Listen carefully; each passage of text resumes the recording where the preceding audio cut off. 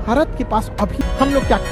और यही बात बिल्कुल सही बोले हैं खान सर, जिसमें से अभी जो वर्ल्ड वार 3 का सबसे पूरी विश्व जो है एक तरफ से तबाह होने पर लगा है। और उसी के लिए जो है वर्ल्ड वार 3 के लिए खान सर का यह मोस्ट वायरल बयान, जिससे कि पूरा दुनिया जो है डर के माहौल में। और देखते हैं क्या खान सर का लगाया गया तरीका पर भारत के 56 इंच के छाती वाले नरेंद्र मोदी तैयार हो सकते हैं, या फिर से उस मौके को गंवाने के बावजूद फिर से वही हो। ये लोग राम मंदिर में घोटाला करने वाले लोग हैं, राम मंदिर की जमीन का चंदा खाने वाले लोग हैं सर ये लोग।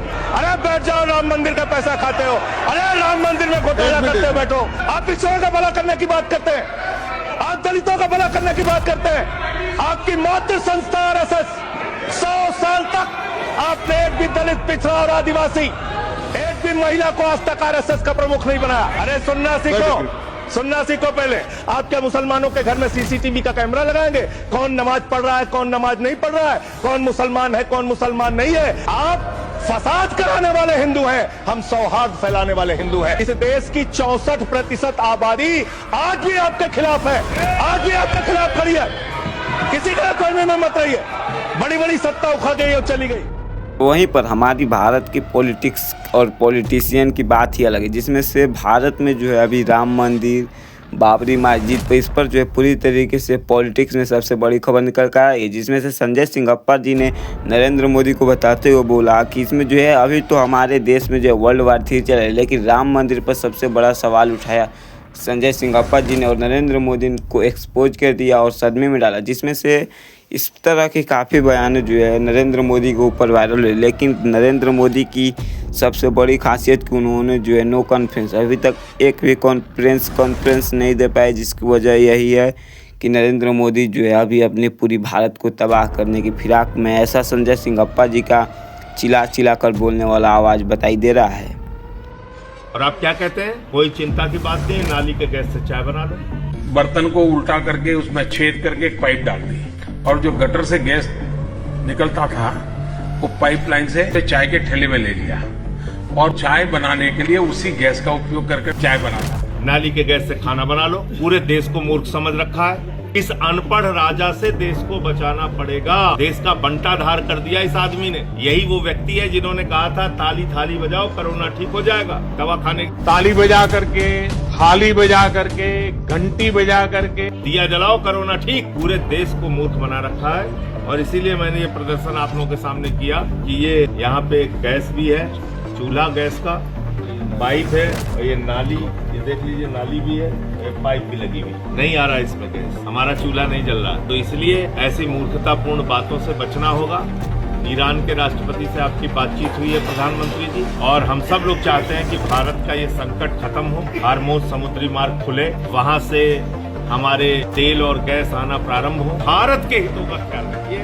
अमेरिका, ट्रंप और इजराइल की चमचागिरी ना कीजिए प्रधानमंत्री।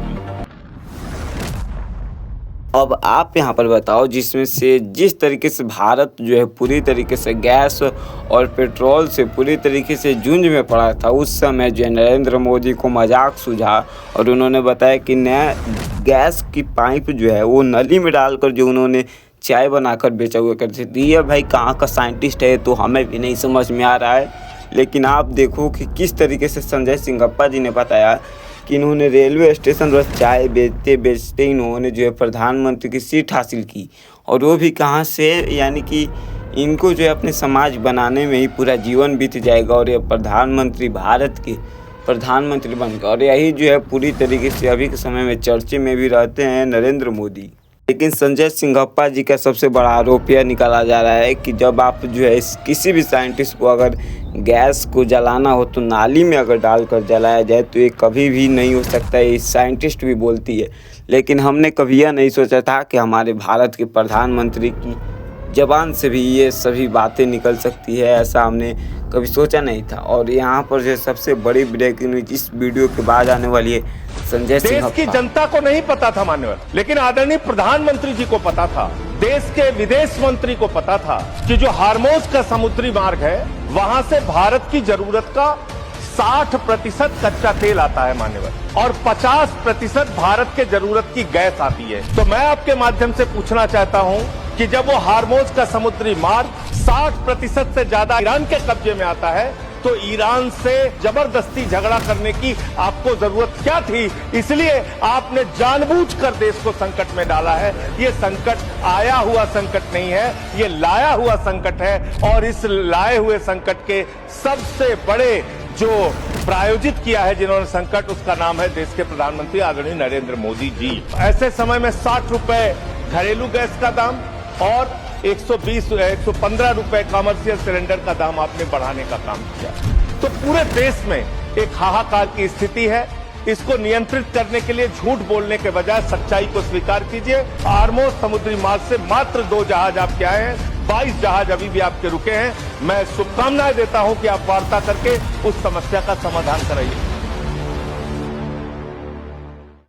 और देश के विदेश मंत्री को पता होने के बावजूद भी गैस की इमरजेंसी का इंफॉर्मेशन अभी तक ईरान ने जो है बिल्कुल पूरी तरीके से भाग चुके हैं, भाग नहीं लगा, क्योंकि भारत जो है डायरेक्ट जो है इजराइल के खेमे में जाकर सपोर्ट में अमेरिका के साथ खड़ा हो गया, जिससे कि ईरान जो है हमारी तेल की व्यवस्था तोड़ सकता है। जैसे ही अगर वो तोड़ सकता है तो अगले 25 नहीं बल्कि अब सिर्फ और सिर्फ 10 दिन बचे हैं भारत को गैसों से तबाह होते देखने के लिए। तो दोस्तों, अगर आपको भी इस प्रकार की बेहतरीन न्यूज चाहिए तो आप हमारे चैनल को सब्सक्राइब कर सकते हैं, क्योंकि हमारे चैनल पर सुबह और शाम दोनों समय सबसे लेटेस्ट और सबसे तगड़ी अपडेट आपको इसी चैनल पर मिलती रहती है। संजय सिंह और खान सर का वायरल बयान देखकर जो है सीना तोड़ा। तो क्या आपको भी लगता है कि नरेंद्र मोदी को जो है सारी दुनिया इधर उधर फंसी है, लेकिन भारत को जो है पाकिस्तान से बदला लेने का सबसे बेस्ट तरीका है? और इसी समय पाकिस्तान को पर परमाणु बम यानी वार करके जो है पाकिस्तान को तबाह किया जाए, ऐसा संजय सिंह